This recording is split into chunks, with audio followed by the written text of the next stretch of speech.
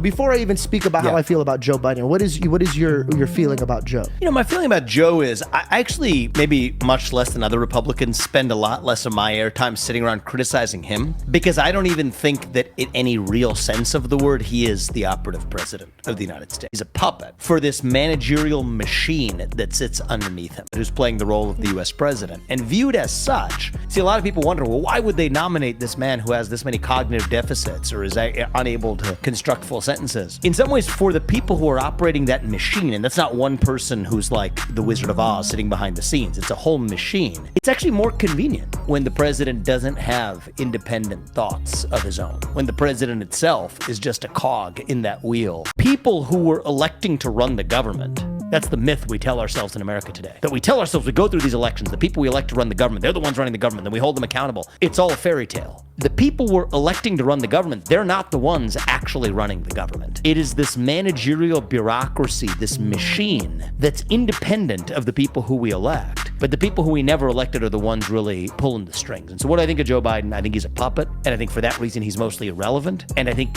a lot of the focus disproportionately, like even in the Republican primary process, the pledge they had all the candidates sign is the Beat Biden pledge. As I signed it, I kind of scoffed. I mean, you had to sign it to be on the debate stage. So I signed. Biden won't end up being the nominee by the time we get there. The puppet masters are slowly losing their use for him when you stop being useful even as a puppet. But I think that's what I think is really going on with the Biden issue.